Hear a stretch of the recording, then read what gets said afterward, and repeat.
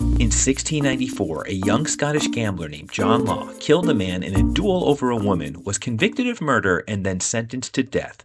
He escaped prison and fled to mainland Europe with nothing but a talent for cards and a head for numbers.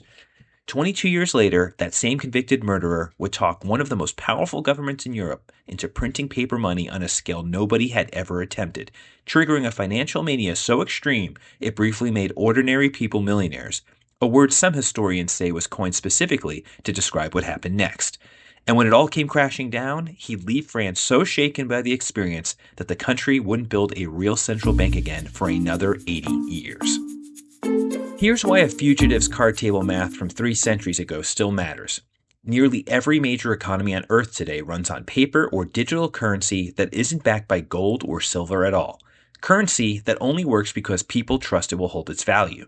That trust had to be built somewhere, by someone for the first time. And one of the very first large-scale experiments in exactly that idea was not run by a careful economist, but by a gambler with a criminal record, testing his theories on an entire nation's economy in real time. This is the story of how that experiment briefly succeeded beyond anyone's imagination and how spectacularly and instructively it failed. After escaping an English prison, Law spent the better part of 2 decades traveling the great financial capitals of Europe, Amsterdam, Venice, Genoa, supporting himself as a professional gambler with an unusually precise understanding of odds. But he wasn't just playing cards. He was watching how each city's banks, currencies, and credit systems actually worked, and slowly building a theory of his own. That a country's wealth wasn't really about how much gold and silver it physically had sitting in a vault. It was about how much money was actually circulating and being used to do business. Law believed a country using paper currency, easier to produce, easier to move, easier to expand when the economy needed more of it, could grow richer, faster than the one limited to however much metal it happened to physically possess. It was a genuinely important insight. He just didn't yet know how far he'd eventually push it. Law's timing turned out to be extraordinary.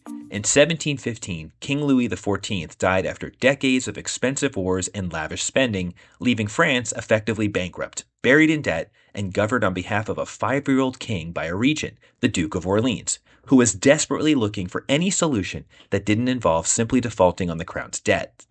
Law, who had become friendly with the regent, saw his opening. He proposed a system built on his years of theorizing. Let him establish a bank authorized to issue paper banknotes, redeemable in gold and silver, which would be easier and more efficient to use than France's messy, inconsistent coinage. The regent, with few better options on the table, agreed. In May of 1716, Law opened the Banque Générale. The results initially were genuinely impressive. French coinage at the time was a confusing mess of coins, varying wildly in weight and purity from region to region, genuinely inconvenient for doing business. Law's paper notes, however, were standardized, easy to transport, and crucially, could be reliably exchanged for actual metal on demand. Confidence grew quickly, trade picked up, business owners who suddenly had easier access to credit expanded. Within a year, Law had convinced the government to let his notes be used to pay taxes, meaning the state itself was now vouching for his paper currency's value. He had, in effect, built something functioning very much like a modern central bank, more than a century before most other nations would attempt anything similar. Law wasn't finished. In August of 1717, he acquired control of the Mississippi Company, which held an exclusive, government-granted monopoly over trade in France's vast Louisiana territory, land stretching thousands of miles, rich with promised, largely unrealized riches in furs, precious metals, and colonial trade. Then Law made his boldest move yet. He merged the Mississippi Company with his own bank and began selling shares in the combined enterprise to the public, while simultaneously using the bank's ability to print paper money to help finance the very demand for those shares.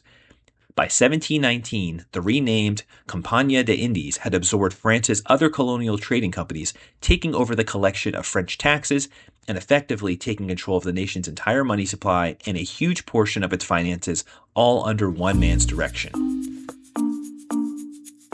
What happened next was one of the first true speculative manias in modern financial history. As word spread of the fortune waiting to be made in Mississippi Company shares, ordinary Parisians, both nobles and commoners alike, rushed to buy in, often borrowing heavily or trading in their own savings to do it. Share prices, driven by pure demand rather than any actual profit the company had generated, climbed dramatically, by some accounts rising close to 1,900% from where they'd started. Ordinary people who had bought early became almost overnight extraordinarily wealthy, and some historians credit this exact frenzy with popularizing the word millionaire itself, coined to describe the newly, suddenly rich.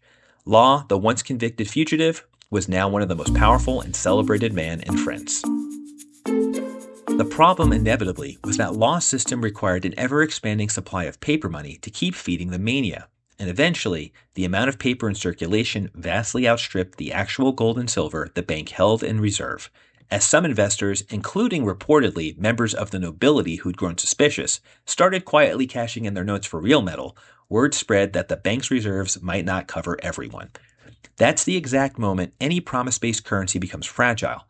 Once enough people start doubting a currency will hold its value, rushing to convert it becomes the only rational move, which guarantees the very collapse everyone was afraid of. By 1720, a full-blown panic had set in. Share prices collapsed as fast as they'd risen. The paper notes, once treated as being nearly as good as gold, became difficult to spend at anything close to their stated value. Law, blamed by nearly everyone for the collapse, fled France in disguise and spent the rest of his life in exile, dying in relative poverty in Venice roughly 9 years later. Here's the detail that turns this from a simple boom and bust story into something with a much longer shadow. That same year, 1720, Britain experienced its own eerily similar speculative disaster, the South Sea Bubble, a separate mania built around a different trading company stock. Both countries got burned by very similar mistakes in the very same year. But their long-term reactions couldn't have been more different. Britain, despite the damage, kept building on its existing Bank of England and went on to develop one of the most sophisticated banking systems in the world.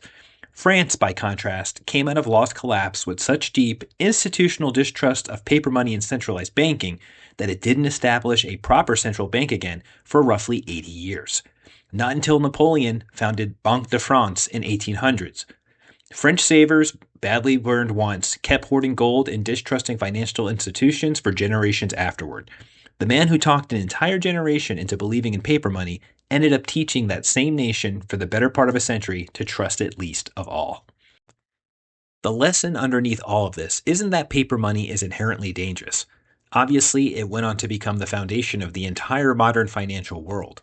The lesson is about what happens when the supply of a trust-based currency grows faster than the trust actually backing it. Law wasn't wrong that money didn't need to be limited to whatever gold a country happened to have sitting around. He was wrong about how fast and how far he could stretch that idea before the system's own credibility gave out. It's a mistake that would echo again and again throughout financial history, with strikingly similar warning signs each time. If this video made you think more carefully about how currency and credit actually hold their value, it's worth taking a closer look at how your own money is working for you. If you're looking for something to consider further, I've added some links below to get started. As always, not financial advice, just financial history. See you next time.